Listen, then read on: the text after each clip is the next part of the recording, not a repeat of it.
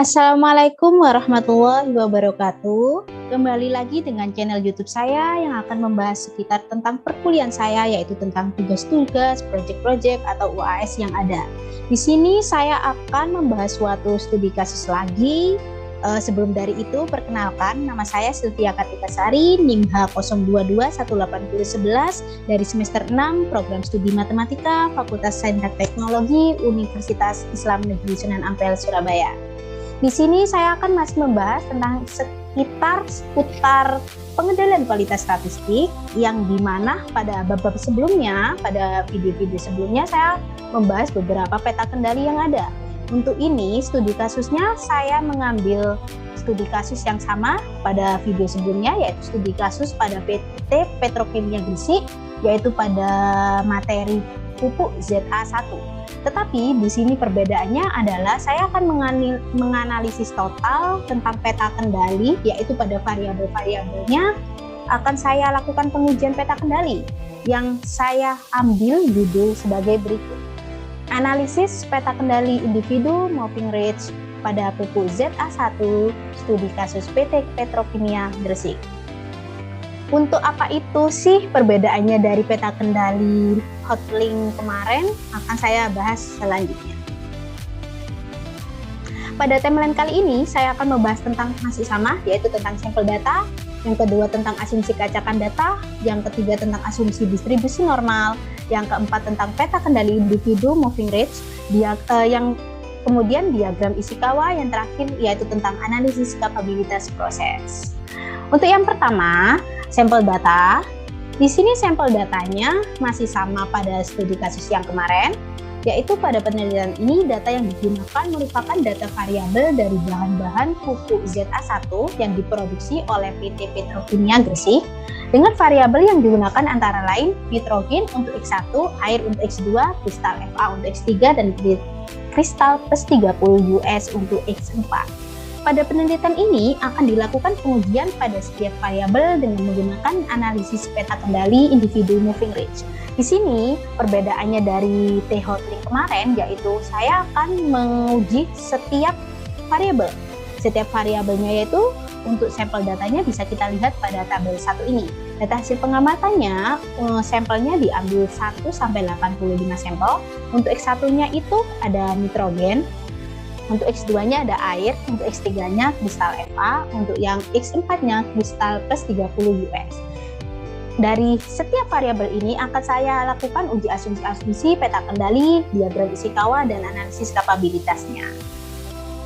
Karena telah mengetahui sampel data yang ada, selanjutnya kita akan beranjak ke poin 2, yaitu tentang asumsi keacakan data. Nah, apa sih asumsi keacakan data itu? Pada video-video sebelumnya telah saya jelaskan. Untuk lebih rincinya lagi akan saya jelaskan pada peta kendali ini. Untuk asumsi keacakan sendiri ini, sebelum membuat peta kendali individu moving range, data yang digunakan harus memenuhi asumsi bahwa data tersebut terambil secara acak. Pengujian keacakan data dapat dilakukan dengan menggunakan rantes dengan hipotesis sebagai berikut. Untuk hipotesisnya sendiri, H0 data telah terambil secara acak. Untuk H1-nya data tidak terambil secara acak. Di sini merupakan output di gambar 2, dan gambar 3 ini merupakan hasil output dari perhitungan saya dengan Minitab 18 dan didapatkan hasil sebagai berikut. Untuk gambar 2, dia terdapat p-value clusteringnya lebih kecil dari alpha. Untuk yang trend, mixture, dan oscillation-nya itu lebih dari alpha. Untuk yang gambar 3, yaitu semuanya mereka memiliki p-value lebih dari alpha. Alpha-nya yaitu 5% ya, 0,05.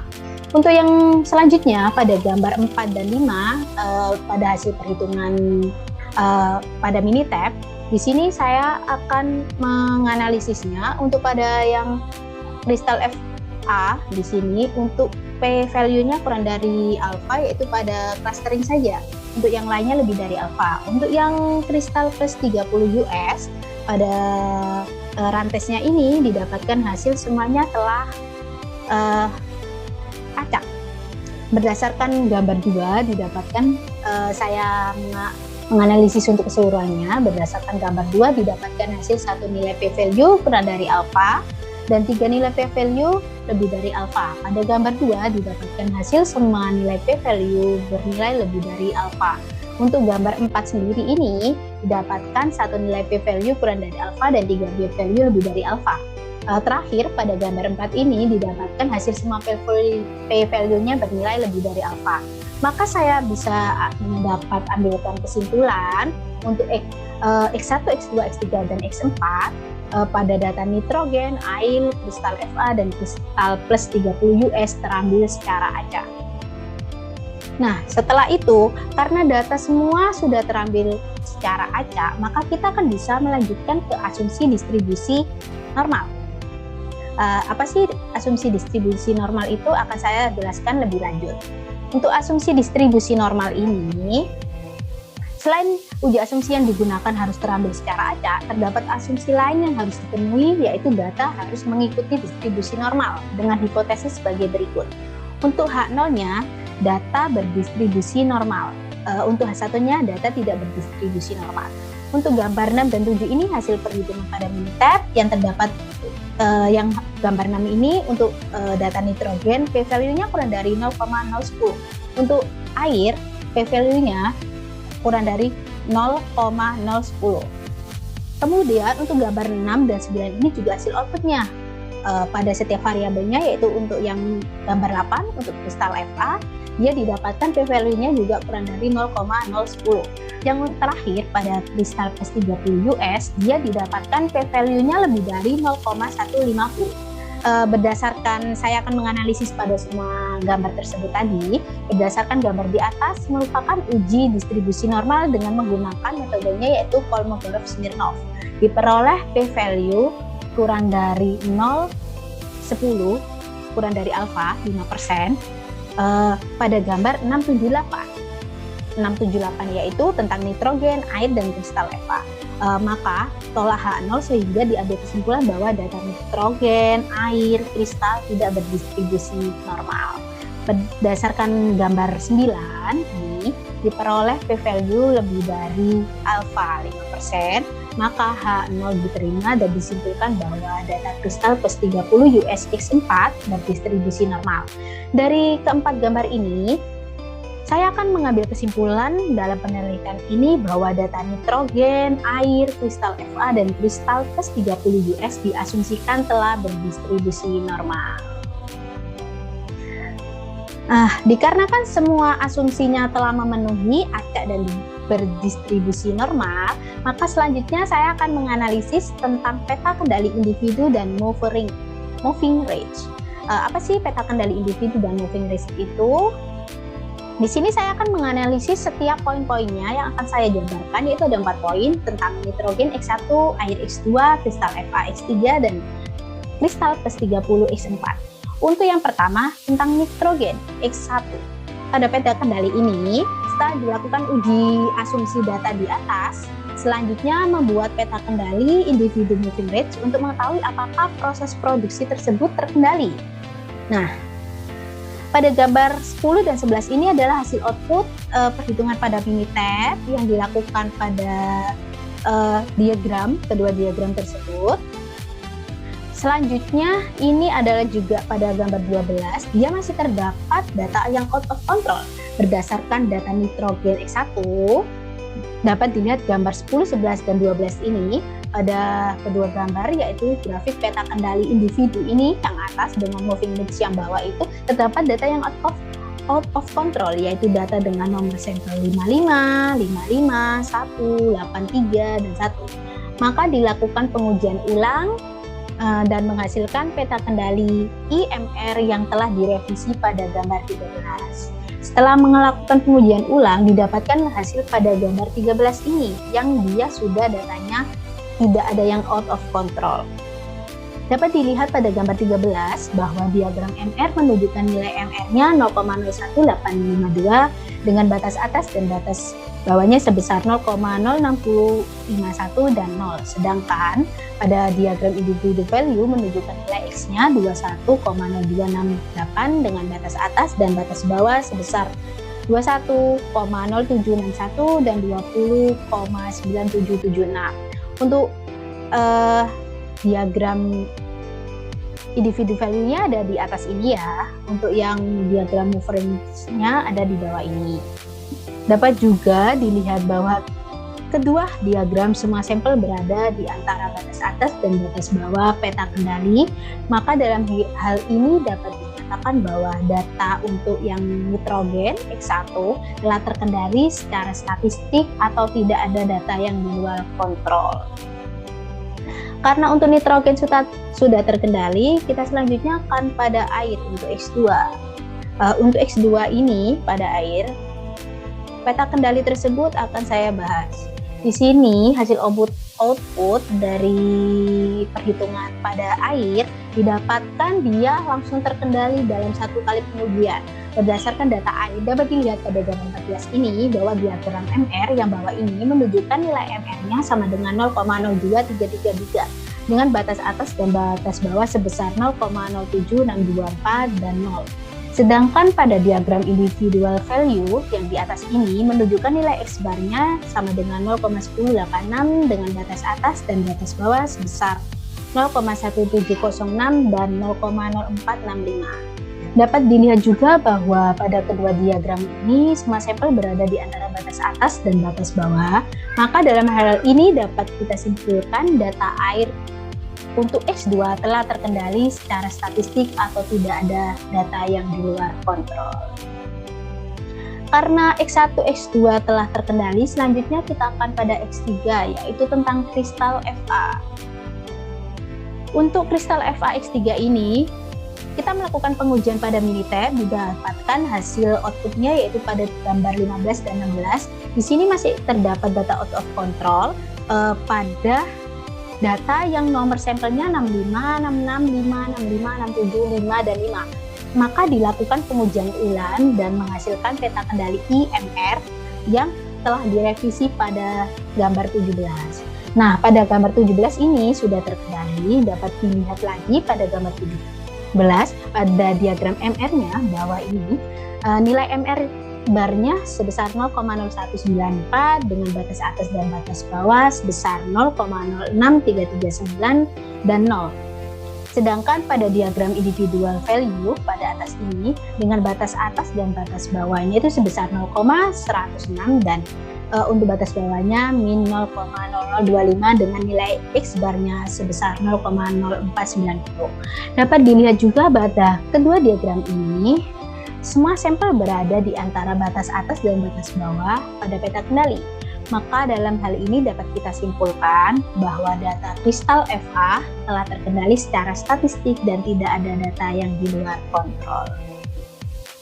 Karena X1, X2, dan X3 ini telah saya bahas, untuk yang terakhir pembahasan pada peta kendali individual movering ini, pada X4, kristal plus 30 X4, yaitu pada pengujian ini pada gambar 18 saya menghasilkan langsung peta kendalinya normal berdasarkan data kristal plus 30 X4 dapat dilihat pada gambar 18 ini. Pada diagram MR yang bawah ini menunjukkan nilai MR barnya sebesar 5,89 dengan batas atas dan batas bawah sebesar 19,24 dan 0.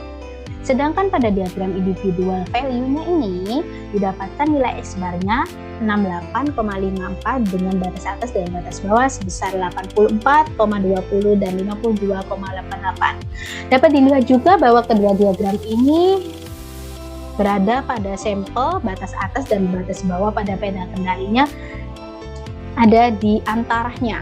Maka dari itu dapat kita simpulkan pada yang X4 terakhir ini kristal plus 30 US sudah terkendali secara statistik atau tidak ada data yang out of control. Begitu. Dikarenakan X1, X2, X3 dan X4 sudah terkendali semuanya, maka kita akan bisa melangkah pada poin diagram Ishikawa. Kenapa sih kita harus melakukan pengujian pada diagram Ishikawa? Untuk mengetahui faktor penyebab pupuk yang tidak memenuhi standar kualitas atau kualitas rendah, maka akan dilakukan analisis yang kemudian akan disajikan pada diagram Ishikawa. Berikut adalah hasil analisis diagram Ishikawa tersebut. Pada gambar 9 ini untuk diagram Ishikawa-nya pada nitrogen Untuk yang gambar 20 ini untuk diagram Ishikawa-nya pada variabel air. Untuk gambar 21 ini untuk kristal Fa, yang terakhir gambar 22 ini hasil output dari pengerjaan semua pada Minitab untuk kristal plus 30 US. Saya akan menganalisis dan melakukan pembahasannya. Dapat dilihat pada gambar 19, 20, 21, dan 22 pada data nitrogen, air, kristal Fa, dan kristal plus 30 US. Evaluasi untuk diagram Ishikawa adalah perbaikan beberapa faktor yang menyebabkan kesalahan tersebut, yaitu pada poin-poin manusia, material, metode, dan mesin. Di sini ya, manusia, material, metode, dan mesin. Berdasarkan hasil analisis pada diagram Ishikawa, yaitu untuk manusia terdapat operator yang kurang teliti, dikarenakan sedang tidak enak badan dan operator baru yang masih belum berpengalaman. Pada material sendiri, itu terdapat pupuk yang basah dan tidak ada bahan baku, dengan demikian pabrik bahan baku shutdown. Untuk metode, salah mengatur acidity. Dan yang terakhir, pada mesin, terdapat mesin kotor dan backfire atau dryer bermasalah. Dikarenakan kita sudah mengetahui analisis apa aja yang membuat pupuk itu kurang baik untuk diproduksi, yang selanjutnya akan kita lakukan pada poin terakhir, yaitu analisis kapabilitas proses. Untuk analisis kapabilitas proses ini, saya akan membahas analisis dan kapabilitasnya itu secara per poin. Untuk poin-poinnya ada nitrogen untuk X1, air untuk X2, kristal Fa untuk X3, kristal plus 30 US untuk X4. Yang pertama yaitu tentang nitrogen untuk X1. Di sini analisis kapabilitasnya yaitu untuk mengetahui proses tersebut apakah berjalan secara kapabel dengan memenuhi spesifikasi yang disyaratkan. Saya telah melakukan perhitungan pada Minitab, didapatkan hasil outputnya pada gambar 23 sebagai berikut. Berdasarkan gambar 23 pada data nitrogen X1 dapat diketahui bahwa didapatkan LSL sebesar 20,99 dan USL sebesar 21,09. Nilai kapabilitas proses yaitu CP-nya sebesar 0,92, CPL-nya 0,68, CPU-nya 1,15 dan CPK-nya 0,68. Maka CP dan CPK kurang dari 0 sehingga dapat kita simpulkan bahwa kemampuan dan kinerja proses yang rendah dan tidak mampu memenuhi spesifikasi yang diharapkan. Dikarenakan untuk nitrogen X1 sudah saya bahas dan dia masih belum kapabel, untuk yang kedua yaitu tentang air. Di sini air untuk X2-nya yaitu diperoleh nilai kapabilitas prosesnya yaitu pada gambar 24 ini merupakan output hasil dari perhitungan Minitab. Berdasarkan gambar 24 pada data air X2 dapat diketahui bahwa didapatkan LSL sebesar 0,06 dan USL sebesar 0,17. Nilai kapabilitas proses yaitu CP-nya sebesar 0,85, CPL-nya 0,75, CPU-nya 0,95 dan CPK-nya 0,75. Maka CP dan CPK kurang dari 1, sehingga hal tersebut menunjukkan bahwa kemampuan dan kinerja proses yang rendah dan tidak mampu memenuhi spesifikasi yang diharapkan.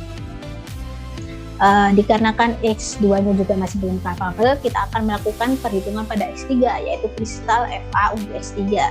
Pada kristal Fa untuk X3 ini kita melakukan perhitungan lagi pada Minitab, didapatkan hasil output pada gambar 25 ini untuk proses analisis kapabilitas prosesnya. Berdasarkan gambar 25 pada data kristal Fa X4 dapat diketahui bahwa didapatkan LSL sebesar 0,016 dan USL sebesar 0,2. Nilai kapabilitas prosesnya yaitu CP sebesar 1,62, CPL-nya 0,58, CPU-nya 2,66 dan CPK-nya 0,58. Maka CP lebih dari 1 dan CPK kurang dari 1 sehingga hal tersebut menunjukkan bahwa tetap saja proses dan kinerja yang rendah dan tidak mampu memenuhi spesifikasi yang diharapkan. Dikarenakan X1, X2, dan X3 masih belum kapabel, kita selanjutnya akan ke pembahasan yang terakhir yaitu kristal plus 30 US untuk X4. Untuk kristal plus 30 US X4 itu didapatkan perhitungan pada Minitab pada gambar output gambar 26. Di dasar didapatkan nilai SL sebesar 54,6, USL sebesar 76,63, nilai kapabilitas proses yaitu CP sebesar 0,64, CPL sebesar 0,71, CPU 0,57, dan CPK-nya sebesar 0,57. Maka CP dan CPK-nya kurang dari 1 sehingga hal tersebut menunjukkan bahwa kemampuan dan kinerja proses yang rendah dan tidak mampu memenuhi spesifikasi yang diharapkan. Kita ambil kesimpulan dari semua X1, X2, dan X3, dan X4, yaitu pada data air, nitrogen, kristal Fa, dan kristal plus 30 US memiliki kemampuan dan kinerja proses yang rendah dan tidak mampu memenuhi spesifikasi yang diharapkan.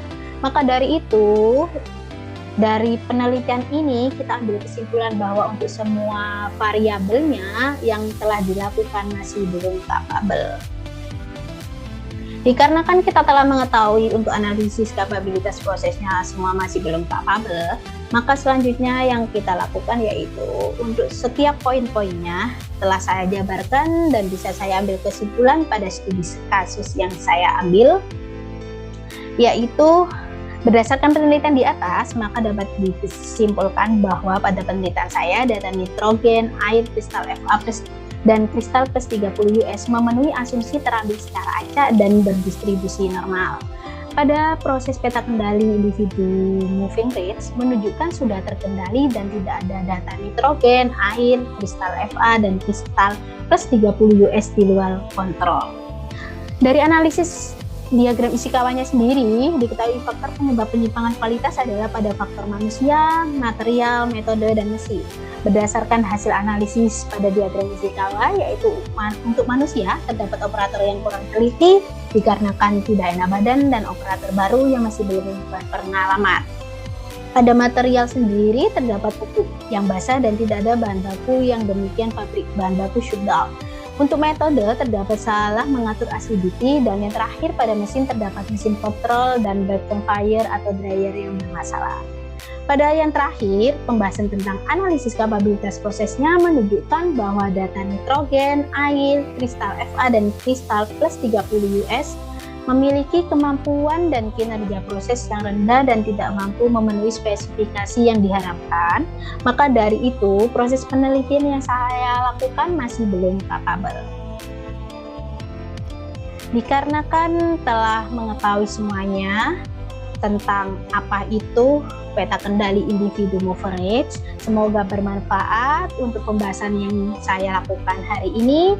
Happy weekend dan selalu semangat melakukan aktivitas.